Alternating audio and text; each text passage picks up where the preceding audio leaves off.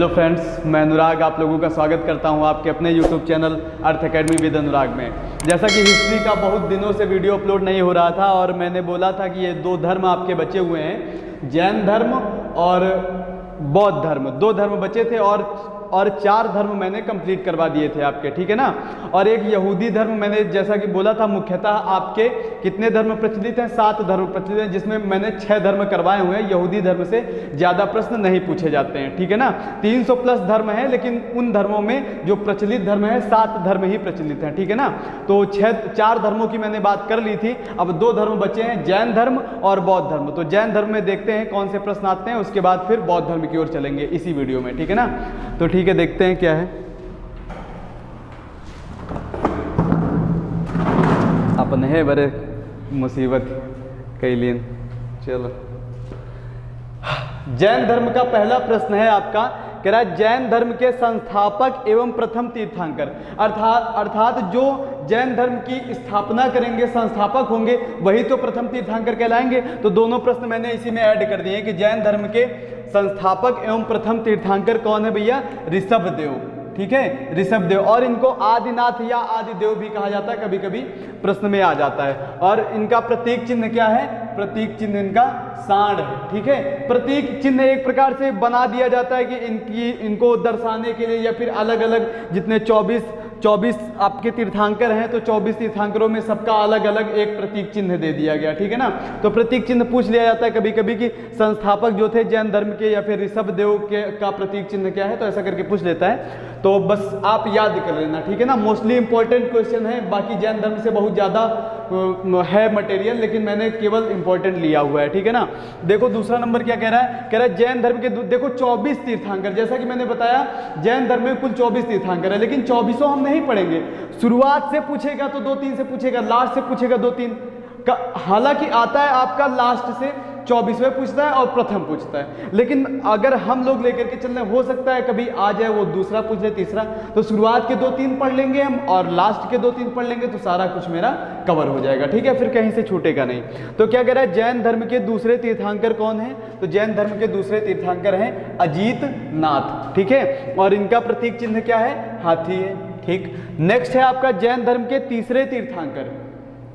तीसरे तीर्थंकर क्या है? संभवनाथ, ठीक है। तीसरे तीर्थंकर आपके संभवनाथ हैं, जिनका जो प्रतीक चिन्ह है वो क्या है? घोड़ा चारू, ठीक है। जिनका प्रतीक चिन्ह क्या है? घोड़ा चारू। अब ये चीजें देखो, प्रथम, द्वितीय, तृतीय, उसके बाद 22, 23, 24 ये आपको पढ़ने हैं, ठीक है। प्रथम, द्वितीय, तृतीय और 22, 23, 24 ये चीज आप जैन धर्म की एकदम मन में बैठा लो, याद ही करनी है मुझे, ठीक है ना।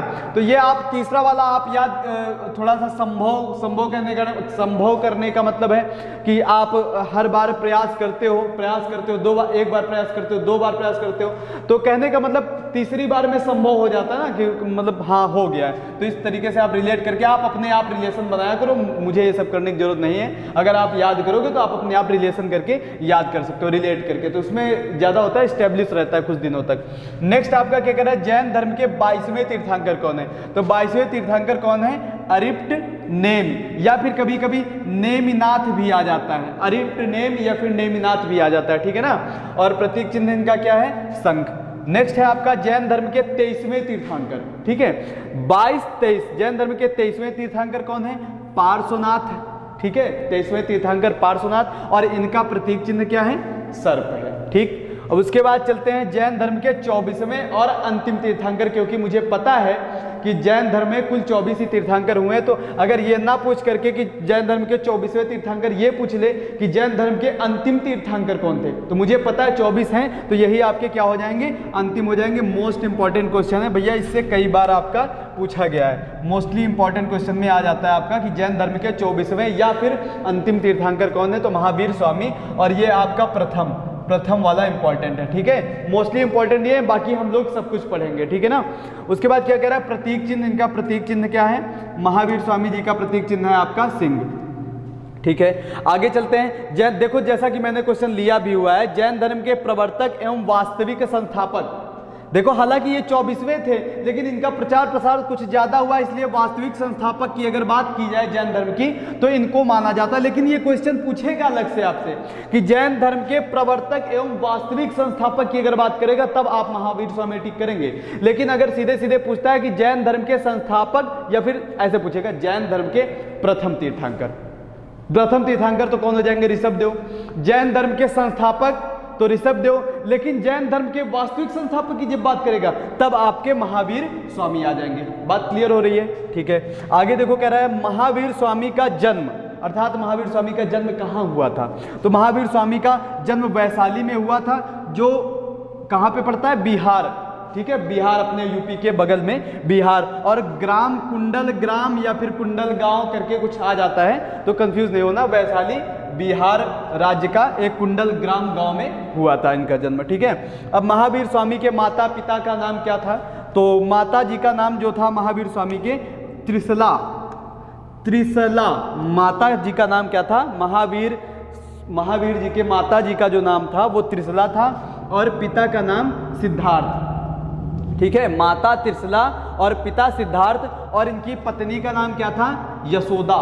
ठीक है, माता त्रिशला और पिता सिद्धार्थ और पत्नी यशोदा, ये कौन है? महावीर के माता पिता और पत्नी का नाम लिखा हुआ है। नेक्स्ट आगे चलते हैं कि जैन धर्म के दो संप्रदाय, जैसे आपको अभी थोड़ी देर बाद मैं बौद्ध धर्म पढ़ाने वाला हूं इसी में, तो बौद्ध धर्म के संप्रदाय आते हैं, वैसे जैन धर्म के संप्रदाय। तो इंपॉर्टेंट क्वेश्चन है भैया, ये इंपॉर्टेंट है। ठीक है, मतलब इसको तो आप भूलेंगे ही नहीं, जो मोस्टली इंपॉर्टेंट में आता है इसको तो आप भूलेंगे ही नहीं। तो जैन धर्म के दो संप्रदाय कौन से हैं? श्वेतांबर और दिगंबर। श्वेतांबर दिगंबर क्या होता है? श्वेतांबर वे होते हैं जो श्वेत वस्त्र धारण करते हैं, सफेद वस्त्र धारण करते हैं, और दिगंबर क्या होता है? जो वस्त्रों का परित्याग करते हैं, अर्थात वस्त्र ही नहीं पहनते, बिना वस्त्र के रहते हैं। जैसा कि मैंने नोट डाउन में लिखा हुआ है नीचे, श्वेतांबर श्वेत वस्त्र धारण करने वाले उत्तर भारत के लोग, ये उत्तर भारत में रहते हैं।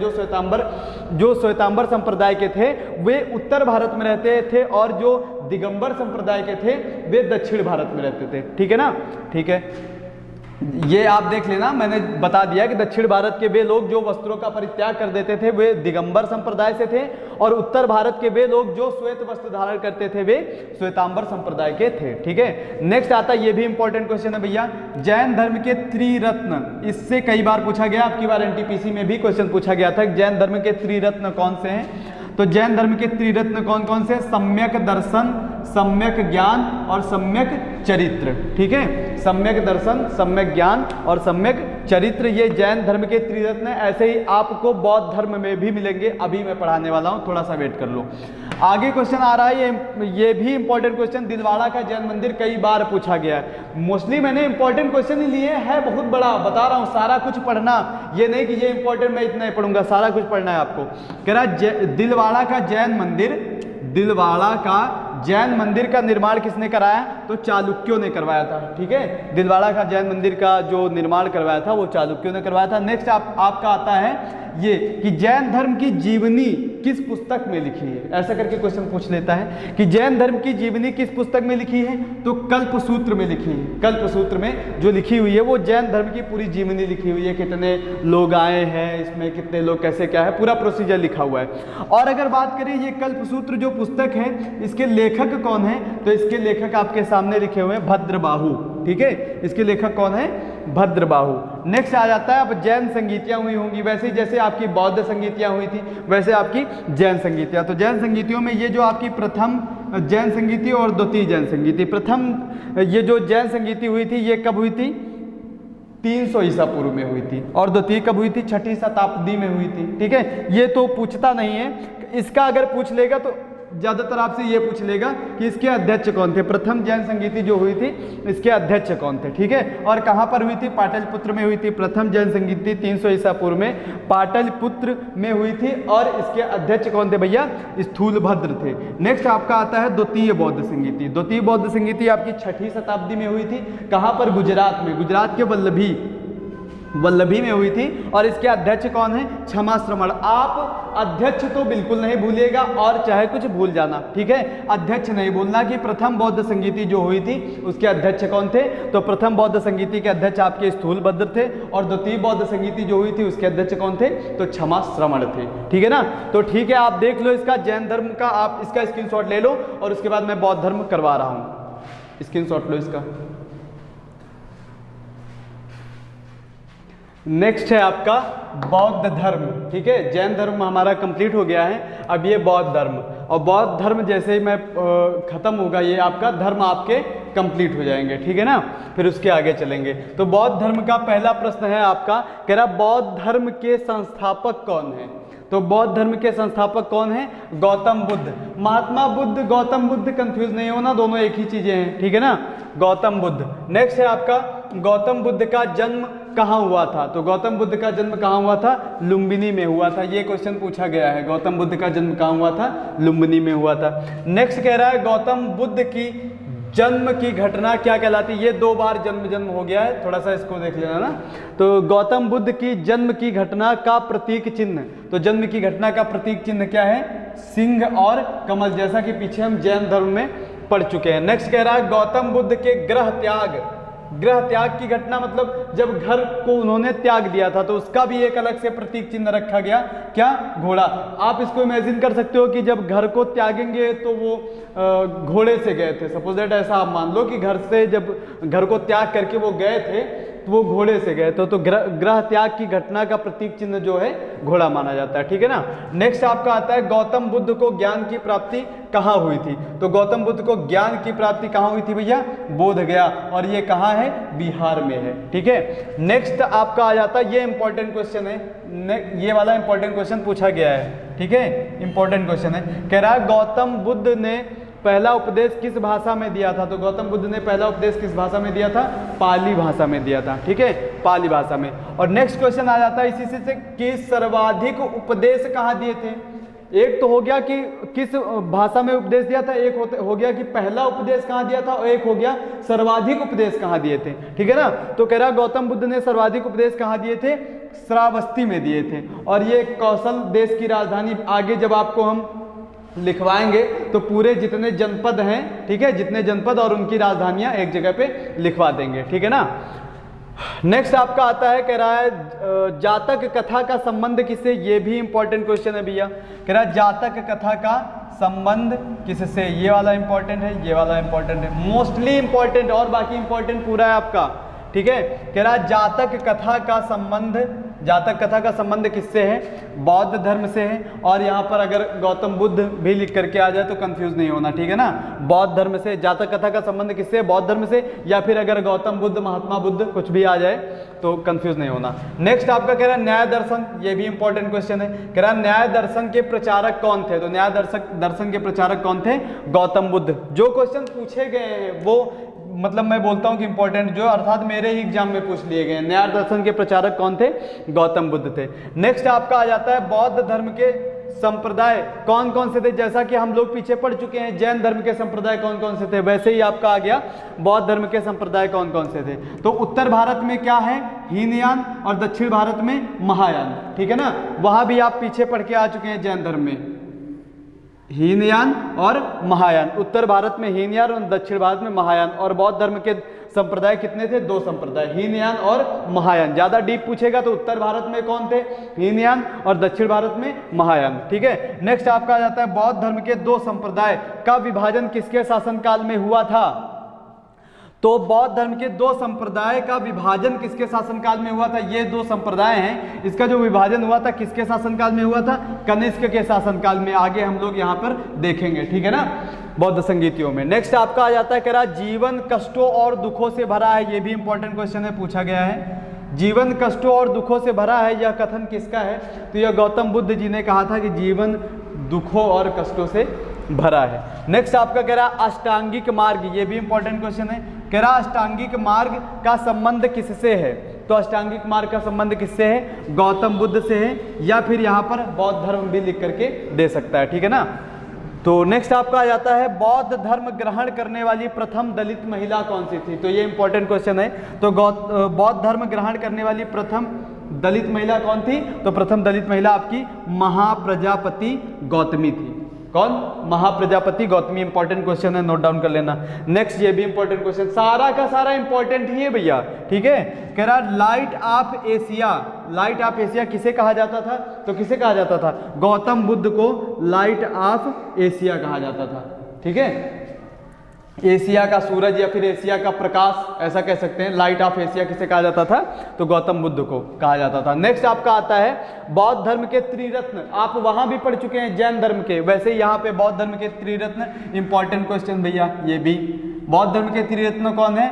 बुद्ध, धम्म, संघ, ठीक है। ये भी क्वेश्चन पूछा गया है, ये शायद मेरा यूपीपी में पूछा गया था, ये वाला मोस्टली इंपॉर्टेंट क्वेश्चन है। नेक्स्ट आपका आता है, कह रहा गौतम बुद्ध के माता पिता पत्नी पुत्र जो भी हैं, माता पिता का नाम क्या क्या क्या है? कभी कभी पूछ लिया जाता है, जैसे आप पीछे पढ़ के आए हैं वैसे ही सेम टू सेम।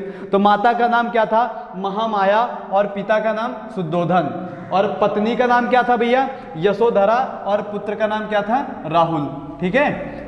ठीक है, आगे क्या है? कह रहा बौद्ध धर्म में यदि आपको बौद्ध धर्म की दीक्षा लेनी है या फिर बौद्ध धर्म जो भी था आपको एडमिशन लेना है वहाँ पे, तो न्यूनतम आपकी आयु सीमा क्या होनी चाहिए? तो बौद्ध धर्म में सम्मिलित होने की न्यूनतम आयु सीमा क्या होनी चाहिए? 15 वर्ष। 15 वर्ष से अगर कम है तो आप बौद्ध धर्म की दीक्षा नहीं ले सकते हैं, ठीक है। तो न्यूनतम उम्र आपकी क्या होनी चाहिए? 15 वर्ष। नेक्स्ट है आपका बौद्ध संगीति, ठीक है। बौद्ध संगीति, 4 प्रमुख बौद्ध संगीतियाँ हैं आपकी, प्रथम, द्वितीय, तृतीय और चतुर्थ, ठीक है। पहली बौद्ध संगीति आपकी राजगृह में हुई थी, ठीक है। और जिसके अध्यक्ष कौन है? अध्यक्ष और शासनकाल थोड़ा सा इंपॉर्टेंट है, हालांकि इंपॉर्टेंट है, चारों आप याद कर लेना। मैं थोड़ा सा आपको एक तरीका बता दूंगा, ये देखो मैंने यहाँ पे नोट डाउन किया हुआ है, AK स्क्वायर। AK स्क्वायर से आप ये शासनकाल याद कर सकते हो। जैसे AK स्क्वायर करोगे, इसका अगर ओपन करोगे आप तो क्या होगा? AK तो A से हो जाएगा आपका अजात शत्रु, K से हो जाएगा कालाशोक, और फिर A से हो जाएगा अशोक, और फिर K से हो जाएगा कनिष्क। तो अर्थात आपको बस ये सीरीज याद रखनी है कि अजात शत्रु, कालाशोक, अशोक, कनिष्क कैसे क्या होता है, बाकी कोई दिक्कत नहीं है, ठीक है ना भैया। ठीक है, तो चलते हैं सीरीज में। प्रथम बौद्ध संगीति कहाँ पर हुई थी? राजगृह, और ये राजगृह आपका बिहार में पड़ता है, और इसके अध्यक्ष जो थे महाकश्यप थे, और शासनकाल अजात शत्रु के शासनकाल में हुआ था। नेक्स्ट है आपका द्वितीय बौद्ध संगीति वैशाली में हुई थी, और ये कहाँ पर है? वैशाली आपकी बिहार में है, और इसके अध्यक्ष कौन थे? सबाकामी, और ये जो शासनकाल है वो कालाशोक के शासनकाल में द्वितीय बौद्ध संगीति हुई थी। ऐसे क्वेश्चन आ जाता है कि द्वितीय बौद्ध संगीति किसके शासनकाल में हुई थी, या प्रथम बौद्ध संगीति किसके शासनकाल में हुई थी, या फिर प्रथम बौद्ध संगीति जब हुई थी तब अध्यक्षता किसने करी थी, या फिर प्रथम बौद्ध संगीति कहाँ पर हुई थी।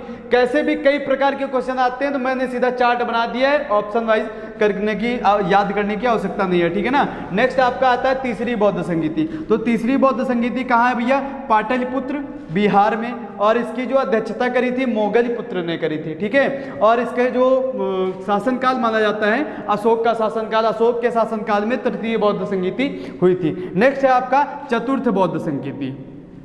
चतुर्थ बौद्ध संगीति कहाँ हुई थी? कुंडलवन में हुई थी, ठीक है, कुंडलवन में हुई थी। और ये कहाँ पर है? बिहार नहीं भैया, ये थोड़ा सा रॉन्ग है, बिहार में नहीं है, ये आपका जम्मू कश्मीर में है।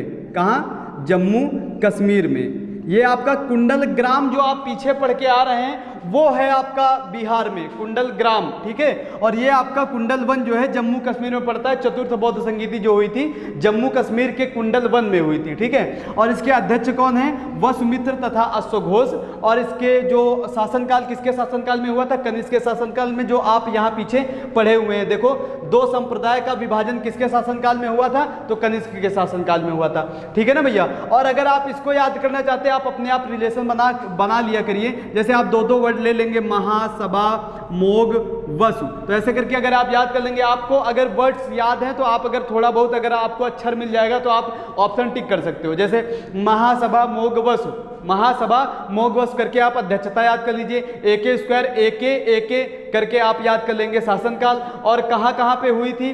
तो ये आप रवै पाकु, अर्थात पहला वर्ड ले लो, रा वै पाकु, ठीक है। तो रा से हो जाएगा आपका राजगृह, ठीक है, रा से क्या हो जाएगा? राजगृह, वैसे हो जाएगा वैशाली, पा से हो जाएगा पाटलिपुत्र और कु से हो जाएगा कुंडलवन। तो आप रवय पाक करके आप ये प्रथम द्वितीय तृतीय चतुर्थ याद कर लेना, और ये आपका महासभा मोघवश करके ये अध्यक्षता, और ये आप शासनकाल एक स्क्वायर एक करके आप शासनकाल याद कर लेना, ठीक है ना। तो यहाँ से आपके जैन धर्म और बौद्ध धर्म, पूरे धर्म जितने भी धर्म थे वो आपके कंप्लीट हो गए हैं। और अब मैं इतिहास का नया सेशन लेकर के आऊँगा, और आप इसका स्क्रीनशॉट ले लीजिए, और कोई भी दिक्कत हो तो आप कमेंट में बता सकते हैं। और मिलते हैं एक नेक्स्ट वीडियो में, तब तक के लिए जय हिंद जय भारत।